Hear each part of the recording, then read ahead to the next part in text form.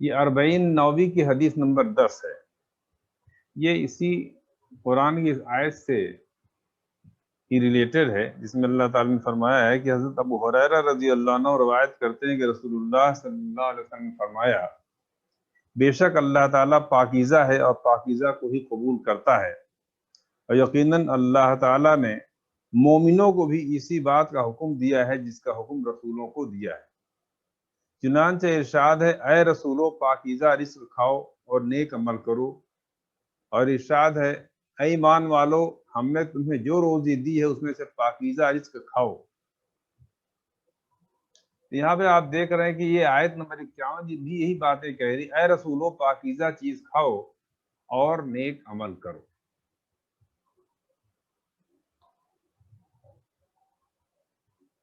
یعنی یہاں پر اس حدیث کو ہم دیکھ رہے تھے، یہ قرآن کی آیت جو ہے وہ صاف طور پہ کہہ رہی ہے کہ اللہ نے اپنے تمام رسولوں کو جو ہدایت دی ہے کہ اللہ کی بخشی ہوئی پاکیزہ چیزیں کھاؤ اور نیک اعمال کرو، اور یاد رکھو جو کچھ تم کرو گے میں اس سے اچھی طرح باخبر ہوں۔ مطلب اس بات کا حوالہ دینے سے یہ ہے کہ اللہ نے تو اپنے رسولوں کو یہ ہدایت دی ہے جس پر انہوں نے عمل کیا، اور اسی بات کی دعوت انہوں نے اپنی امتوں کو دی، لیکن ان کی امتوں نے خود اپنے جی سے اپنے مشرکانہ تہمات کے تحت طیبات کو حرام کر لیا۔ یعنی جو چیزیں اللہ نے پاک کی تھیں، حلال کی تھیں، اسے انہوں نے خود حرام کر لیا، اور جو اللہ نے حرام کی تھی اسے حلال ٹھہرا لیا، اور اس طرح ان لوگوں نے رسول کی بتائی ہوئی راستے کو چھوڑ کر بدعملی اور کفر کی راہ اختیار کی۔ اللہ تعالیٰ وارننگ بھی دے رہا ہے کہ جو کچھ تم کرو گے میں اس سے اچھی طرح واقف ہوں۔ اب اس لائن کے بعد جو اگلی لائن آتی ہے وہ پوری ایک نئی بات یہاں سے شروع ہو رہی ہے اس امت کے بارے میں، اور کئی سوال کا جواب وہ آیت دیتی ہے، خاص کر کے جو ہمارے نئے بچے ہیں، جو بھی جن کے گھروں میں دین کی تعلیم کا پورا انتظام نہیں ہے، بنیادی باتیں انہیں نہیں معلوم، ان کے کئی سوال کا جواب اس میں ہے، جس کو ہم نے پہلے انگلش میں بھی ٹرانسلیٹ کر کے ہم نے نیٹ پر ڈالا تھا، کہ وہ اگلی آیت جو آیت نمبر 52 ہے وہ یہ کہہ رہی ہے کہ یہ تمہاری امت ایک ہی امت ہے اور میں تمہارا رب ہوں، مجھ سے ہی ڈرتے رہو۔ اب یہ رسولوں کی جتنی امتیں آئی ہیں ان کی پوری ہسٹری بیان کر رہی ہے۔ ان هذه امتکم امۃ واحدہ،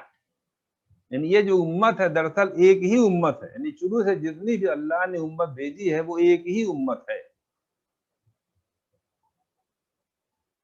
یعنی جتنے اللہ نے رسول دنیا میں بھیجے، جو میسنجرز آف گاڈ اللہ نے دنیا میں بھیجے ہیں، ان سب کی دعوت ایک ہے، انہوں نے ایک ہی بات کی دعوت دی تھی ہر اپنی امت کو، اپنی قوم کو، اور بنیادی دعوت کیا تھی کہ دیکھو ایک اللہ کی عبادت کرو اور اللہ کے ساتھ کسی کو شریک نہ کرو، یہ بنیادی دعوت تھی ہر امت کو۔ اور شریعت کے پہلو سے بہت چیزیں حلال تھیں جو حرام ہوئی، حرام تھی، ان چیزوں میں تو چینجز آئے ہیں، لیکن جو بنیادی چیز تھی کہ ایک اللہ کی عبادت کرو اور اس کے ساتھ کسی کو شریک نہ کرو، تو یہ آیت یہی کہہ رہی ہے کہ جو تمہاری امت ہے یہ ایک ہی امت ہے، سارے کے سارے نبی ایک ہی دین لے کر آئے تھے اور سب نے ایک امت بنانے کی کوشش کی، اور میں سب کا رب ہوں۔ ایسا نہیں ہے کہ حضرت موسیٰ کی قوم کا رب کوئی اور ہے، یا عیسیٰ کی قوم کا رب کوئی اور ہے، یا تب سے ہمارے آدم علیہ السلام جو دنیا میں آئے، حضرت نوح آئے، ان سے نسلیں پھیلی، تو یہ سب کی دعوت ایک ہی تھی۔ لیکن جو امتیں تھیں، جو ان کے فالوورز تھے، جو ان کے ماننے والے تھے، انہوں نے آپسی ضد کی وجہ سے اس اللہ کے ایک دین کو، جو اللہ نے پوری دنیا میں ایک ہی دین اتارا تھا، اس دین کے ٹکڑے ٹکڑے کر دیے۔ اب جس کے پاس جو بچا ہوا ہے اسی کو اصل دین سمجھتا ہے، یعنی جو کچھ اس کے پاس اس کے باپ دادا نے بتا دیا اب سمجھتا ہے اصل دین وہی ہے۔ اور قرآن کیا کہہ رہا ہے کہ ہم نے تو ایک ہی دین اتارا، تمام امت ایک، اور تمام انبیاء کا جو دعوت تھی وہ ایک ہی تھی۔ سورہ انبیاء کی آیت نمبر 92 اور 93 میں بھی اللہ نے یہی بات کہی ہے، ان هذه امتکم امۃ واحدۃ وانا ربکم فاعبدونی فتقطعوا امرهم بینہم۔ یہاں بھی یہی بات کہی ہے کہ یہ سب تمہاری ایک ہی امت ہے اور میں ہی تمہارا رب ہوں، تم میری ہی بندگی کرو۔ آگے دیکھیے اسی بات کو اللہ نے پھر سورہ بقرہ میں دہرا دیا، کان الناس امۃ واحدہ فبعث اللہ النبیین مبشرین ومنذرین۔ لوگ ایک ہی امت بنائے گئے تھے، لوگوں نے اس میں اختلاف کیا تو اللہ نے نبیوں کو خوشخبری دینے والا اور ڈرانے والا بنا کر بھیجا۔ یعنی اللہ نے ایک ہی امت بنائی تھی، جب لوگوں نے تفرقہ اندازی کی، الگ الگ دین بنا لیے، اپنے مذاہب الگ کر لیے، تو اللہ نے انبیاء کو بھیجے، فبعث اللہ النبیین مبشرین و منذرین۔ یعنی وہ نبی کیا کرتے تھے؟ بشارت بھی دیتے تھے، اچھی باتیں خوشخبری بھی سناتے تھے، اور اللہ سے ان کو ڈراتے بھی تھے۔ اور ان انبیاء کے ساتھ اللہ نے اپنی کتابیں بھی بھیجی، وَأَنزَلَ مَعَهُمُ الْكِتَابَ بِالْحَقِّ، حق کے ساتھ اللہ نے اپنی کتابیں بھی انبیاء کے ساتھ بھیجی تھی، تاکہ ان کے درمیان جو اختلافات یہ لوگ کر رہے ہیں ان اختلافات کا فیصلہ وہ کتاب کر دے۔ اور یہ اختلاف کیا تھا؟ جو لوگ اختلاف بھی کرتے تھے یہ اللہ کی پوری تنبیہات آنے کے باوجود محض آپس کی ضد کی وجہ سے اختلاف کرتے تھے۔ ہم آج بھی دیکھتے ہیں مذہب سب تو اسلام ہے، لیکن ہمارے پتہ نہیں کتنے فرقے بنے ہیں، اور سب اپنے کو صحیح بتاتے ہیں، اور سب کے پیچھے یہ جو قرآن کہہ رہا ہے کہ ان کی ضد ہے، یہ باہمی ضد کی وجہ سے الگ الگ ہے۔ اللہ نے تو ایک ہی دین اتارا تھا۔ اب یہاں سے دیکھیے قرآن کا فلسفہ سمجھ لیجیے، وہ فلسفہ کیا ہے؟ قرآن اس بات کو تسلیم نہیں کرتا کہ دنیا میں خدا کے جو نبی آئے ہیں وہ الگ الگ دین کی دعوت لے کر آئے تھے اور انہوں نے الگ الگ امتوں کی بنیاد ڈالی، بلکہ قرآن کا دعویٰ ہے کہ ہر نبی نے ایک ہی امت مسلمہ کو قائم کرنے کی جدوجہد کی تھی۔ لیکن جب قوموں نے اس دین میں بگاڑ پیدا کیا تو اللہ نے اس بگاڑ کی اصلاح کے لیے دوسرے نبی بھیجے، رسول بھیجے۔ ان رسولوں نے اصل دین سے الگ کوئی نئی بات نہیں پیش کی، بلکہ اصل دین کو قائم کرنے پر اپنا سارا زور صرف کیا۔ قرآن اسی سلسلے کی آخری کڑی ہے، یعنی ہر انبیاء کے ساتھ اللہ نے جو کتابیں بھیجی تھیں، تو یہ جو قرآن ہے یہ بھی اسی آخری نبی کے ساتھ کی یا اس سلسلے کی کڑی ہے۔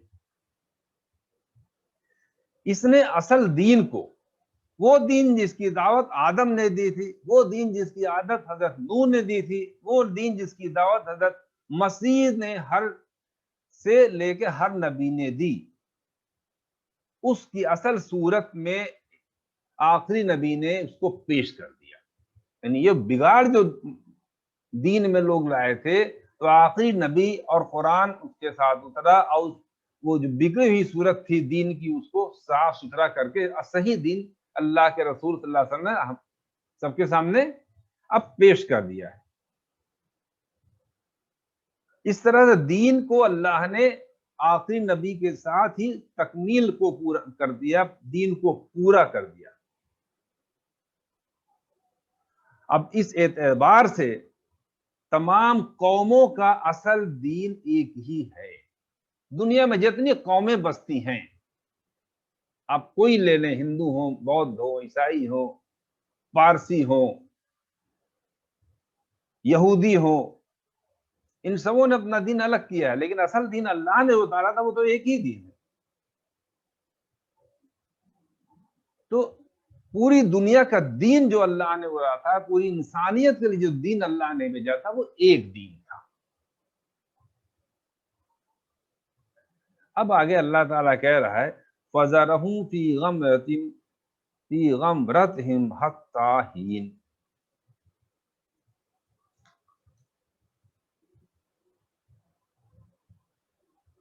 اب حالت کیا ہے؟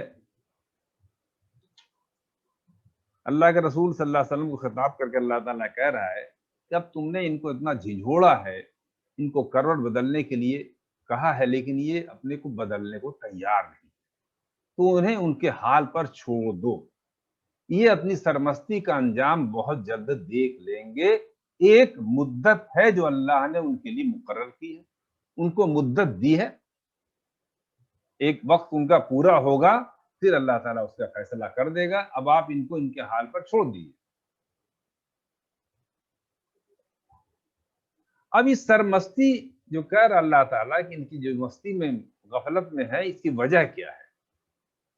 لوگ کیوں اتنی مستی میں ہیں؟ لوگ کیوں اللہ کو بھلائے ہوئے ہیں؟ اس کی وجہ بھی قرآن بیان کر رہا ہے آیت نمبر 55 اور 56 میں۔ آیت نمبر 55 اور 56 میں کیا کہا جا رہا ہے کہ ہم جو ان کو مال اور اولاد میں جو اضافہ کر رہے ہیں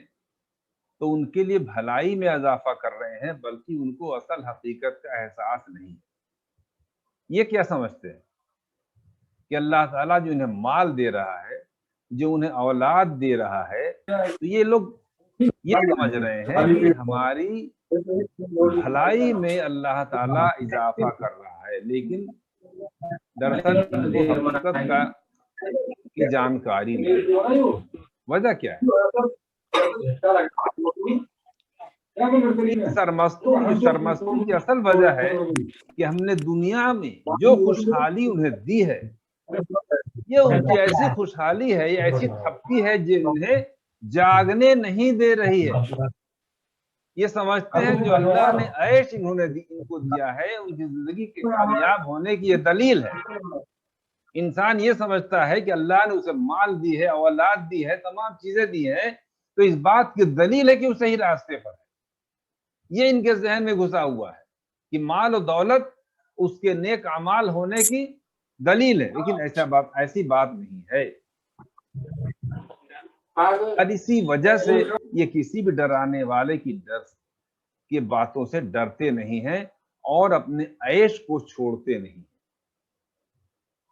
پھر اللہ نے فرما دیا ہے کہ اگر وہ سمجھ بیٹھے ہیں تو بہت غلط سمجھ بیٹھے ہیں۔ یعنی یہ جو غفلت میں ڈوبے ہوئے ہیں اور سمجھتے ہیں کہ اللہ نے مال و دولت سے ہمیں نوازا ہے تو ہم تو اللہ کے نیک بندے ہیں، تو اللہ نے ہمیں اس کے بدلے میں دنیا میں تمام آسائشیں دی ہیں۔ کہتے ہیں یہ ان کا خیال غلط ہے۔ اب آیت نمبر 57 سے 61 میں کچھ باتیں کہی جا رہی ہیں، دیکھیے گا۔ جب سورہ مومنون کے شروع کی جو آیتیں تھیں اس سے ریلیٹڈ ہیں۔ اس میں چھوٹی چھوٹی بات، ان الذین هم من خشیۃ ربهم مشفقون۔ اب جو مومن ہیں ان کی صفتیں جو شروع میں بیان کی گئی، جب سورہ مومنون ہم شروع کرتے ہیں تو پہلے الفاظ اللہ تعالیٰ نے بیان کیا تھا قد افلح المؤمنون، یعنی یقیناً کامیاب ہو گئے ایمان والے، ہم فی صلاتہم خاشعون، جن کی نمازوں میں فروتنی ہے، اللہ کے سامنے خشیت کے ساتھ، خوف کے ساتھ کھڑے ہوتے ہیں اپنی نمازوں میں۔ اور اس میں 11 آیتیں ہیں جس میں مومنین کی صفت بیان ہوئی ہے۔ اب یہاں تھوڑا سا انہی صفتوں کو اللہ نے پھر بیان کیا ہے کہ پہلی صفت یہ ہے، یہ جو مومن اگر ہے یہ اپنے رب کی خشیت سے ہر وقت لرزاں اور ترزاں ہے، اس کی شہادت ان کی نمازوں سے ملتی ہے، کیونکہ آیت نمبر 2 جو ہے اس میں یہی ہے ہم فی صلاتہم خاشعون، کہ ان کی نمازوں میں خشیت ہے، یعنی اللہ کے سامنے ایک خوف ہے، ایک فروتنی ہے، کہتے ہیں ایک فرما برداری کے لحاظ سے اس اللہ کے سامنے یہ کھڑے ہوتے ہیں، تو ان کی نمازیں ایسی ہوتی ہیں۔ تو کیا ہوتا ہے، یہ نماز کیا ہے؟ ان کے ایمان کی شہادت ہے۔ نماز کیا ہے؟ ایمان کی گواہی دیتی ہے کہ یہ شخص ایمان والا ہے اگر اس کی ایسی نماز ہے، اس طرح سے اگر وہ نماز پڑھ رہا ہے۔ دوسری صفت بیان کر دی یہاں پر، ہم بآیات ربہم یؤمنون، کہتے ہیں یہ متکبر نہیں ہے، یہ اللہ کی آیات کا مذاق نہیں اڑاتے۔ جب اللہ کا رسول ان کو یہ آیات سناتا ہے تو اس پر وہ آمنا صدقنا کہتے ہیں، یعنی فوراً اسے قبول کر لیتے ہیں۔ پھر تیسری صفت بیان کی ہے، ہم بربہم لا یشرکون، یعنی ان کا جو اعتماد ہے، جو توکل ہے، وہ صرف اللہ پر ہے، وہ اللہ کے ساتھ کسی کو شریک نہیں ٹھہرا۔ چوتھی صفت کہ وہ خدا کی راہ میں خرچ کرتے ہیں اور جو کچھ خرچ کرتے ہیں اس میں نمائش اور فخر نہیں ہوتے، بلکہ اللہ کی رضا کے لیے یہ خرچ کرتے ہیں۔ اب ان کی صفت بیان کرنے کے بعد اللہ تعالیٰ کہہ رہا ہے اولئک یسارعون فی الخیرات وہم لہا سابقون، کہ یہ لوگ جو بھلائیوں اور کامیابیوں کی راہ میں سبقت کر رہے ہیں اور یہ ان نیکیوں کے ثمرات پا کے رہیں گے۔ یعنی یہ لوگ یسارعون صورت، یعنی جو سبقت، جو آگے نکل جانے والے ہیں نیکیوں میں، یعنی یہ لوگ کیا کر رہیں گے، ان کے پھل انہیں مل کر کے رہیں گے، نہ کہ ان لوگوں کی طرح جنہیں اللہ نے مال و دولت دے دی ہے تو سمجھتے ہیں کہ ان کی فتح ہے، وہ ان کی کامیابی ہے۔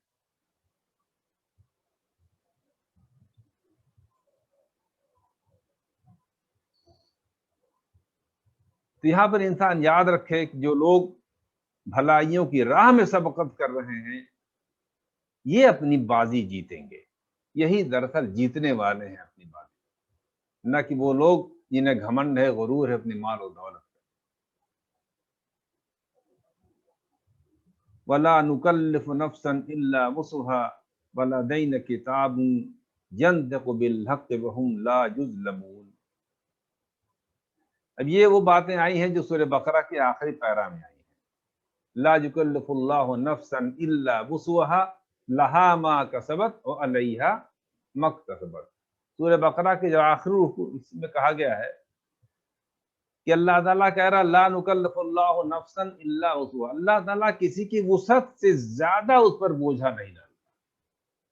انسان کے اندر جو کیپیسٹی ہے، جو قوت ہے، جو طاقت ہے، اس سے زیادہ اس پر کوئی بوجھ اللہ تعالیٰ نہیں ڈالتا۔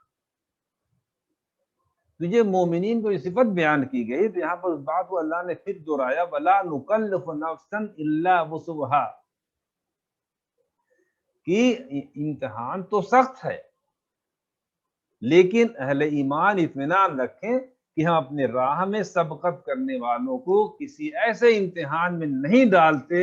جس کو اٹھانے کی ان کے اندر طاقت نہ ہو۔ ہمارے راستے میں جو کچھ مشقت جھیلیں گے، چھوٹے ہی ہو بڑی، وہ ہمارے پاس ایک رجسٹر میں درج ہوتی ہے، جسے اللہ تعالیٰ قیامت کے دن ہر انسان کو دکھائے گا۔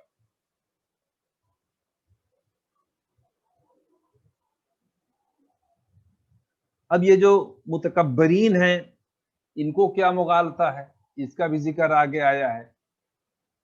کہ یہ لوگ اپنی خوشحالی کو اپنی نیک اعمالی کے دلیل بنا کے بیٹھے ہیں،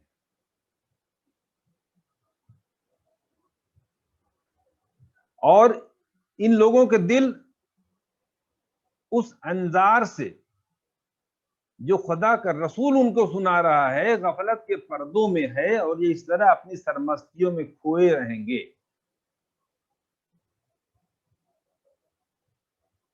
ان کی دلچسپیوں کے سبجیکٹ یہ الگ الگ معاملے میں یہ دلچسپی رکھتے ہیں، ان کی دلچسپی الگ الگ اعمال میں ہے، اور یہ اسی میں منہمک رہیں گے یہاں تک کہ جب خدا کا عذاب ان کو دبوچ لے گا تب وہ فریاد کریں گے، لیکن اس وقت ان کا فریاد کرنا بالکل بے سود ہوگا۔ یعنی جب اللہ کا عذاب ان کو دبوچ لے گا تب ان کا فریاد کرنا بے سود ہوگا۔ اللہ تعالیٰ کہہ رہا اس وقت ہماری طرف سے یہ کہا جائے گا کہ ہمارے آگے رونے گڑگڑانے کا وقت گزر چکا، اس کا موقع پہلے تھا، تب تمہاری رونیت کا حال یہ تھا کہ جب ہماری آیات تم کو سنائی جاتی تھی تو تم پیچھے بھاگتے تھے، ہمارے رسول کی کوئی بات سننے کو تیار نہ تھے، تو اب اپنی ضد کا انجام بھگتو، اب ہماری طرف سے اپنے لیے کسی خیر کی امید نہ رکھو، اور کوئی دوسرا بھی آج ہمارے مقابلے میں تمہاری کوئی مدد نہیں کرے۔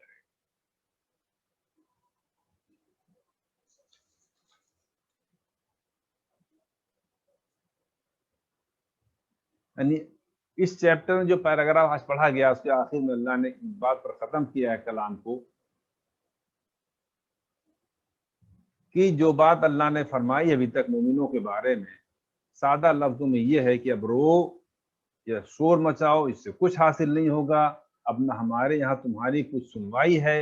اور نہ کوئی دوسرا تم کو ہم سے چھڑا سکتا ہے۔ ہماری خوشنودی حاصل کرنے کا وقت وہ تھا جب ہمارے رسول